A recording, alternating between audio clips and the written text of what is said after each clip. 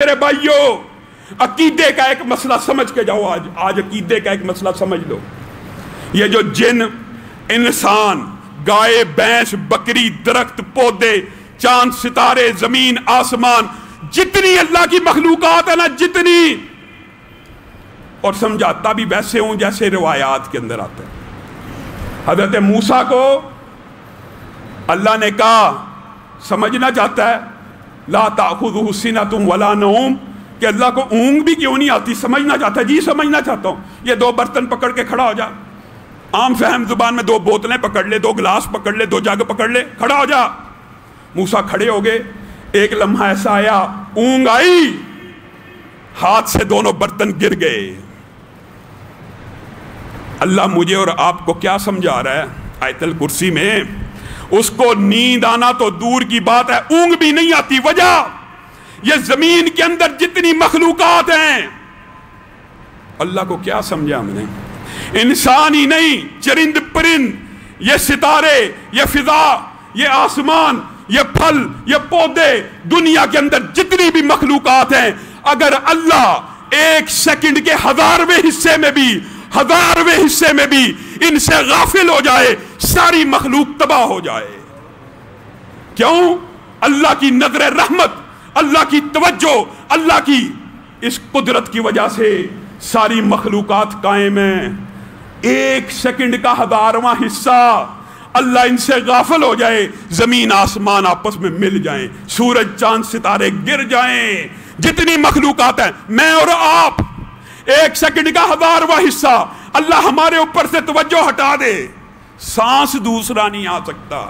سانس، پھر یہ سمجھتے ہیں اللہ غافل ہے. ان کا عقیدہ پتہ کیا ہو گیا ہوا؟ معاذ اللہ نے ایک مرتبہ دنیا بنا دی تھی، اس کے بعد معاذ اللہ کوئی عمل دخل ہی نہیں ہے. اللہ تعالیٰ اس عقیدے کو درست کر رہا ہے. ایک پتا کسی درخت کا ایسا نہیں ہے جس کی رنگت کا، جس کی تعداد کا، جس کی اول آخر کا، جس کے گرنے کے مقام کا، جس کے سیکنڈ کا، کہ یہ اس وقت اس لمحے میں اللہ ہی کے حکم سے گرتا ہے. ایک پتا بھی اور وائرس اپنی مرضی سے گھوم پھر رہا ہے. وائرس جس کو مرضی لگ سکتا ہے. معاذ اللہ کی قسم، سارے جمع ہو جائیں، تم اپنے گھروں میں ٹک لو. یہ شیطان کا وسوسہ ہے ہماری نظر میں. گھروں کے اندر نہیں آئے گا، کس نے کہا نہیں آئے گا؟ اگر یہ بیماری وبا نہ ہوتی، اگر انسان سے انسان کی ٹرانسمیشن ہوتی تو یہ پھیلتی نہ. اس بیماری سے ایک رب بچا سکتا ہے، وہ بھی کیسے؟ جیسے قرآن پاک میں کہا فَلَوْلَا إِذْ جَاءَهُمْ بَأْسُنَا تَضَرَّعُوا. ایک ہی طریقہ ہے، جب وبا آ جائے اللہ کی بارگاہ میں آ کے رونا شروع کر دو، گڑ گڑانا شروع کر دو، اللہ تعالیٰ عذاب کو بھی ٹالے گا. حضرت عمر نے کہا تھا، حضرت عمر نے کہہ دیا تھا، اور یہ رسول اللہ کے دور کا بھی واقعہ ہے. حنین کے موقع میں کثرت کی وجہ سے صحابہ کے دل میں خیال آیا شاید کثرت کی وجہ سے آج ہم جنگ جیت جائیں گے. کثرت کی وجہ سے جنگیں بھی نہیں جیتی جاتی، کثرت کی وجہ سے انسان فاتح نہیں ہوتا، اللہ کی قسم اللہ کی مدد سے ہوتا ہے. اسی لیے حضرت عمر نے کہا تھا تمہاری فتح تمہاری کثرت کی وجہ سے نہیں ہوگی، اللہ کی مدد کی وجہ سے ہوگی. اگر کثرت کی وجہ سے فتوحات ہوتی، غالبانہ ہوتا، آج دنیا کے اندر مسلمان تعداد میں سب سے زیادہ ہو گئے ہیں. کہاں پہ تعداد کی کیا حیثیت ہے؟ ایمان نہیں ہے، اللہ پہ یقین نہیں ہے. تعداد، حضرت عمر کہتے ہیں جس طرح مادی سبب ہوتا ہے نا، مادی سبب، یہ بھی بات یاد رکھیے. فلسفہ یہ جی توکل کا یہ مطلب ہوتا ہے، یہ مطلب ہوتا ہے، ہمیں نہیں پتا کیا مطلب ہوتا ہے. کینسر کی ایک گولی ہے، کینسر کا ایک انجیکشن ہے، کسی بندے کی پہنچ میں ہے، کسی بندے کی پہنچ میں نہیں ہے. دنیا میں علاج موجود ہونے کے باوجود چند دوائیاں انسان کی پہنچ میں ہوتی ہیں، چند نہیں ہوتی. مثلا بازار سے شارٹ ہو گئی، پہنچ میں نہیں. مثلا مہنگی ہے، انسان کی پہنچ میں نہیں. لیکن دعا ایک ایسا ہتھیار ہے جو کائنات کی ہر مخلوق کی پہنچ میں ہے.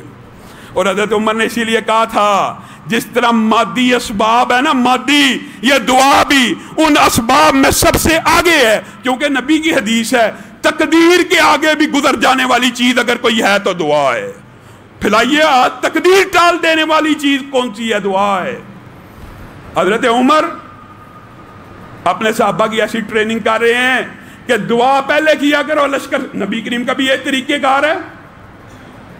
اگر عدد، تعداد اور صرف یہ چیزیں مادی اسباب بتائیے کتنے کینسر کے مریض ہیں جو گولیاں اور مادی اسباب کے بغیر. یہ جو روحانی دعا کا سبب ہے نا، یہ بھی مادی اسباب میں سے ہے.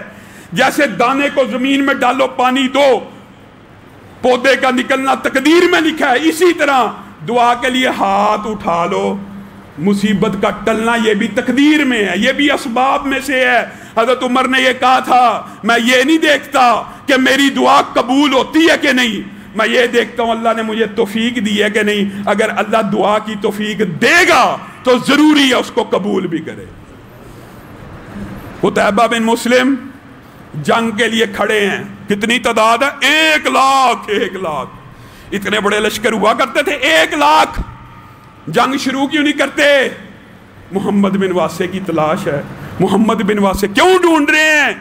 سپاہ سالار حکم کیجئے، یہ چٹکی بھر مٹھی بھر سپاہی ہیں، ان کو روند کے رکھ دیں گے. رکو، ٹھہرو، محمد بن واسع کو لے کے آؤ.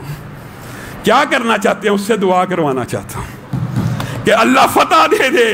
اور محمد بن واسع ایسا ولی اللہ، قتیبہ بن مسلم کے سپاہی گئے، وہ پہلے ہی اللہ کی طرف انگلی اٹھا کے کھڑے ہیں، دعا کر رہے ہیں اللہ قتیبہ کے اس لشکر کو فتح دے دیں، اللہ قتیبہ کے اس لشکر کو فتح دے دیں. قتیبہ کو خبر ملی محمد بن واسع تو پہلے ہی انگلی اٹھا کے تیرے لیے دعا کر رہے ہیں. تو قتیبہ بن مسلم نے عربی زبان کا وہ مشہور شعر کہا جس کا ترجمہ یہ ہے، اللہ کی قسم محمد بن واسع کی اٹھی ہوئی ایک انگلی مجھے ان 1,00,000 جری سپاہیوں اور 1,00,000 ننگی تلواروں سے زیادہ محبوب ہے. آپ اٹھاتے ہی نہیں اللہ کی طرف ہاتھ. آپ کو کفر اور الحاد نے یہ سبق سکھلا دیا، گھروں میں چھپ جاؤ گے تو وائرس نہیں لگے گا. اور بھائیو اللہ کی بارگاہ میں آ جاؤ. اللہ کی قسم اللہ کی مرضی کے بغیر کچھ ہو نہیں سکتا.